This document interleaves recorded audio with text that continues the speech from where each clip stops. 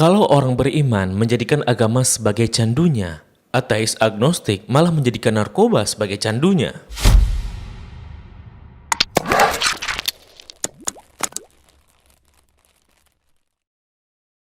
Assalamualaikum warahmatullahi wabarakatuh. Kembali lagi bersama saya Zulfan Afdillah di channel Rabbanians ID. Sangat disayangkan beberapa hari ini sebagian pendukung Paman Coki mungkin sedang kecewa atas penangkapan Lord mereka. Dan iya, sebagai bentuk dukungannya kepada Lord, ya, sebagian dari mereka yang katanya open-minded itu, kini minded dan otaknya sudah kelebihan open, hingga malah menganggap penggunaan narkoba sebagai sesuatu yang lumrah di era modern ini. Ya, na'udzubillah. Ya, namun kenapa harus disandingkan dengan kata Kadrun dan Habib Rizik seperti itu, yang seolah-olah orang yang tidak mendukung Paman Coki berarti mendukung Habib Rizik seperti itu. Jadi gini teman-teman, jika Anda menyukai seseorang, itu bukan berarti harus membenarkan apa yang secara faktual salah. Pun kalau misalkan Habib Rizik salah, maka kita harus mengakui salah. Ya kalau Paman Coki salah, ya salah aja. Tidak perlu menyeret-nyeret pihak lain yang tidak memiliki keterlibatan secara langsung demi membela junjungannya seperti itu ya. Oke, saya tegaskan di sini saya bukan pendukung Habib ya, bukan pendukung Habib Rizik. Saya juga bukan orang yang fanatik terhadap tokoh tertentu. Bagi saya siapapun dia, kalau salah ya salah aja, kalau benar ya benar. Hal ini bisa teman-teman lihat bagaimana cara saya menyikapi kelompok Taliban di video sebelumnya seperti itu. Nah, walaupun gitu, para fans Paman Coki tentunya harus menerima kenyataan jika Lord mereka adalah seorang ateis agnostik yang pemakai, penyuka sesama jenis, dan ketika ditangkap sedang menonton video skiri papap sesama jenis. Maka idealnya tidak perlu tersinggung saat kemudian kelompok agamawan yang akhirnya tertawa melihat tragedi kenyataan ini. Sebagaimana dulu mereka mengatakan kepada kelompok agamawan agar tidak tersinggung, dan sekaligus mereka tertawa saat Paman Coki dengan komedinya menyinggung kelompok agamawan atau aspek sakral agama, kan gitu. Saya teringat dengan perkataan seorang tokoh ateis yang juga bapak komunisme, yakni Karl Marx. Dia mengatakan bahwa agama adalah candu masyarakat. Ya, walaupun kalimat ini multitafsir ya, tapi di sini setidaknya kita melihat bahwa seorang yang beriman itu akan menjadikan agama sebagai candunya, tapi seorang ateis agnostik malah menjadikan narkoba sebagai candunya. Jangan tersinggung ya, jangan tersinggung. Dan sebagai produk komedi, kita dipaksakan untuk menganggap komedi yang menyinggung agama yang dibuatnya itu sebagai hanya sebatas komedi seperti itu, tidak perlu dianggap serius ya. Maka untuk menghargai komedi tersebut, karena bagi mereka komedi itu lebih tinggi daripada agama, anggap saja tragedi yang terjadi ini sebagai salah satu bentuk komedi yang akhirnya kita tertawakan juga. Jangan dianggap serius, anggap aja ini komedi. Karena untuk menghargai komedi adalah dengan mentertawakannya. Tapi di episode kali ini kita nggak usah membahas Paman Coki lah ya. Saya lebih tertarik untuk membahas agama sebagai candu, sebagaimana yang dikatakan oleh Karl Marx. Tapi sebelum kita masuk ke inti pembahasan, izinkan saya untuk berterima kasih terlebih dahulu kepada para subscriber kami yang sudah mendukung channel ini via website kitabisa.com. Kami doakan semoga bantuan dukungan dari donatur sekalian dapat menjadi pemberat timbangan karena niat kontribusi saling tolong-menolong dalam kebaikan serta upaya meninggikan nama Allah. Nah, buat yang mau ikut berpartisipasi, langsung saja klik link kitabisa.com di bawah deskripsi video maupun di kolom komentar tersemat di bawah video ini. Nah teman-teman, biasanya penyebab kenapa seseorang itu memakai narkoba adalah sebagai pelarian dari masalah dan derita kenyataan hidup yang mereka alami. Dalam hal ini bukan saja orang miskin, akan tetapi juga orang kaya dapat merasakan depresi dan tidak bahagia yang akhirnya mereka mencoba men-trigger dirinya dengan kesenangan palsu melalui narkoba tersebut. Termasuk juga Paman Coki, yang mana terjerumusnya dirinya dalam dunia narkoba kan juga karena masalah konflik keluarga yang membuatnya depresi dan tertekan. Sehingga fungsi narkoba itu untuk mengistirahatkan jiwa dan batin-batin mereka dari segala masalah yang dihadapi dengan ketenangan maupun kesenangan yang sifatnya palsu dan sementara itu. Nah, setidaknya teman-teman, ada 4 efek dari narkoba. Yang pertama, narkoba itu berefek sebagai halusinogen, di mana narkoba dapat berefek halusinasi bagi pemakainya. Contohnya seperti ketika memakan jamur magic, di mana kadang ada yang berhalusinasi menganggap tangan sebelahnya kepanjangan seperti itu, atau merasa kepalanya hilang seperti itu, atau bahkan merasa dirinya menjadi tembok. Ya, narkoba jenis ini tujuannya untuk menghibur diri dan juga melarikan diri dari masalah hidup mereka. Yang kedua disebut dengan stimulan. yakni menimbulkan efek semangat dan bertenaga bagi penggunanya. Sehingga narkoba jenis ini digunakan oleh para pekerja agar tetap fit karena tekanan jam kerja yang padat seperti itu. Dan yang ketiga disebut dengan antidepresan. Dari namanya sudah jelas jika narkoba ini dipakai bagi mereka yang sedang depresi. Dan yang keempat, adiktif, di mana mengkonsumsi narkoba itu menimbulkan kecanduan. Jadi karena kesenangan sementara, maka tubuh meminta lagi untuk merasakan kesenangan palsu dan sementara itu. Nah teman-teman, minuman beralkohol atau minuman keras sendiri itu juga mengandung zat adiktif yang membuat peminumnya dapat kecanduan sekaligus berefek relaksasi bagi tubuh manusia namun juga tetap berbahaya. Makanya biasanya orang-orang yang depresi, pelarian mereka adalah alkohol atau mabuk sebagai salah satu akses kepada zat penenang yang legal dan mudah didapat. Ya ini ceritanya di luar negeri seperti itu ya. Walaupun memang ada klaim jika alkohol itu ada manfaatnya bagi tubuh. Yang katanya mungkin biar tubuh hangat seperti itu ya. Iya, benar, Al-Quran juga mengakui jika khamar itu ada manfaatnya. Tetapi, Al-Quran menegaskan bahwa mudaratnya itu lebih besar dari manfaatnya. Oleh karenanya, dalam Islam harus dihindari. Nah teman-teman, yang indahnya dari Islam itu adalah dalam agama Islam, yang dilarang itu sebenarnya bukan kejadiannya, tetapi yang dilarang adalah pemicu terjadinya kejadian tersebut. Maksudnya begini, ini jangan dipotong ya. Jadi teman-teman, sebenarnya Islam itu tidak melarang mabuk minuman keras. Jangan dipotong nih. Islam enggak melarangnya, tapi yang dilarang dalam Islam adalah meminum minuman beralkohol. Terserah mau mabuk atau tidak seperti itu. Karena kan kalau sudah kejadian, udah mabuk, ya ngapain lagi dilarang? Toh udah kejadian, ya nggak guna lagi kan kita melarangnya karena udah terlanjur mabuk seperti itu. Makanya dalam Islam yang dilarang itu bukan mabuknya, akan tetapi sesuatu perbuatan yang memicu mabuknya itu apakah dia ngeganja atau minum minuman keras atau juga bahkan narkoba seperti itu. Nah ini salah satu keindahan Islam.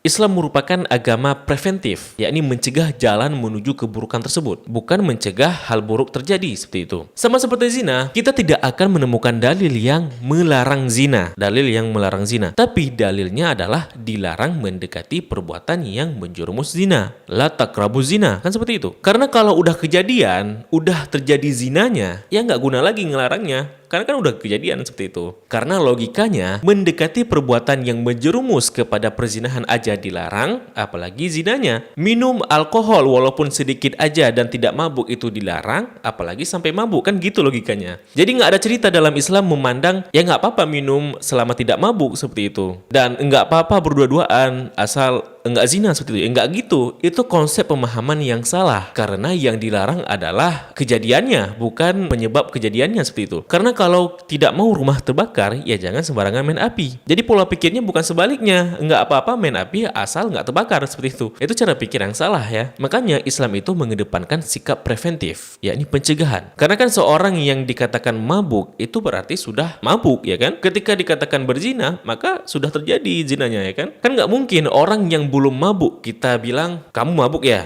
Ya enggak, sehingga yang dilarang itu bukan mabuknya, tapi penyebab mabuknya tersebut. Makanya teman-teman, dalam Islam, narkoba dan alkohol itu statusnya sama-sama haram. Enggak ada cerita coba negu sedikit, coba ngetes sedikit, enggak ada. Karena kalau kebablasan, kan kita nggak sadar, berawal dari minum sedikit, rupanya kebablasan, mabuk seperti itu. Walaupun realitanya, alkohol ini ada agama yang memperbolehkan mengkonsumsinya dengan rincian tertentu. Tapi kita sebagai muslim, agama kita telah memberikan jalan yang terbaik untuk tubuh kita. Oleh karenanya, narkoba dan alkohol itu sama-sama dijadikan pelarian, antidepresi, dan penenang jiwa dari masalah yang sedang mereka hadapi. Walaupun realitanya yang harus mereka hadapi adalah ketenangan dan kesenangan serta penguat jiwa rapuh mereka itu adalah sesuatu yang fana, yang palsu, yang sementara, yang akhirnya merusak tubuh mereka sendiri. Ini menunjukkan bahwa manusia itu lemah. Manusia perlu tempat bergantung dalam menghadapi masalah hidup. Makanya kita nggak bisa sombong seolah-olah dapat menghadapi masalah dan realita hidup tanpa bergantung kepada Tuhan. Akhirnya harapan terakhir apa?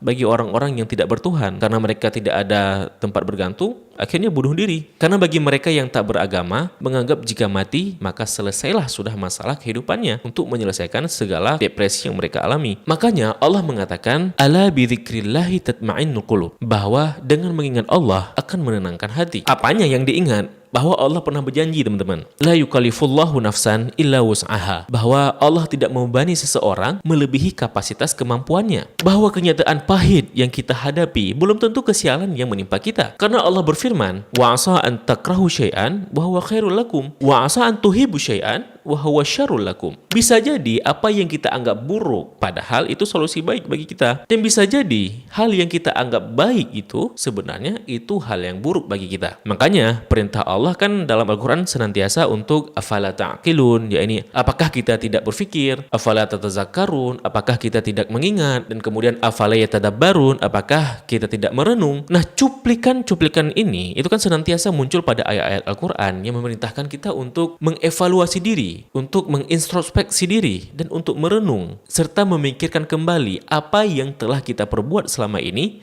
hingga kita merasa begitu beratnya kehidupan yang kita jalani. Hingga akhirnya kita sadar bahwa dhaharal fasadu fil barri wal bahri bima kasabat aydin nas, bahwa segala tragedi yang terjadi dan menimpa kita itu kan merupakan akibat dari ulah sikap kita juga. Nah, kemudian setelah kita menyadari apa yang salah dari kita, maka kemudian kita harus bangkit lagi. Dan Islam merupakan agama yang memberikan kekuatan kepada umatnya. Karena firman Allah, la taqnatu min rahmatillah, jangan berputus asa dari rahmat Allah. Dan kita muslim harus bergairah dan visioner dalam menjalani hidup karena firman Allah, wala tansa nasibaka minad dunya, dan jangan lupakan nasib kita di dunia, seperti itu. Ya nggak apa-apa capek, karena itu memang keniscayaan teman-teman. Yang penting kan tetap tekun, tetap fokus dan semangat, karena inna ma'al usri yusra. Sesudah kesulitan, Allah menjanji ada kemudahan. Nah, kalau orang-orang ateis, ya udahlah, mending mati aja bunuh diri, karena mereka merasa dirinya sudah tidak lagi berguna, bahwa hidup mereka tidak ada lagi makna, seperti itu. Sedangkan Islam mengangkat derajat kita sebagai manusia. Sedangkan Allah berfirman, wala tahinu wala tahzanu wa antum a'launa in kuntum mu'minin. Jangan merasa lemah, jangan merasa sedih, sebab kita ini tinggi derajatnya apabila kita beriman, apabila kita berpegang pada agama Allah. Karena agamalah yang mengangkat derajat manusia. Agama Islamlah yang menegaskan manusialah makhluk termulia yang keberadaan kita di muka bumi tidak sia-sia. Bahkan tidak ada sesuatu pun yang sia-sia dari penciptaan Allah. Rabbana ma khalaqta hadza batilan, wahai Tuhan kami, tidak ada yang sia-sia, tidak ada yang rugi dari segala penciptaanmu. Karena kenapa? Bahkan babi, hewan najis dan haram sekalipun tidak diciptakan secara sia-sia. Karena walaupun dia najis dan haram, namun keberadaannya itu kan menjadi penyeimbang ekosistem alam. Jadi lebih baik kita candu dengan agama sebagai penenang dan antidepresi kita, daripada kita terjerumus malah memilih kepada jalan yang salah. Candu terhadap agama ini bukan berarti kita fanatik buta yang berakibat pada hal-hal berlebihan dan ekstremisme ya. Akan tetapi candu terhadap agama bahwa Islam itu adiktif, bikin tagih jiwa kita. Kita jauh dengan Islam, jiwa kita seakan mati. Kita dekat dengan Islam, janji Allah itu nyata. Islam itu seperti stimulan yang menstimulasi gairah semangat jiwa kita untuk terus positif dan berusaha dengan sabar menghadapi hidup. Dan Islam itu antidepresan, bahwa saat kita jatuh, Allah mengangkat kita. Saat kita hampa, Quran menguatkan kita. Saat kita depresi, maka Islam menjadi penenangnya. Allah berfirman, wa nunazzilu minal Qur'an ma huwa syifa'u wa rahmah lil mu'minin, bahwa Al-Quran itu diturunkan sebagai obat penawar dan rahmat bagi orang-orang yang beriman.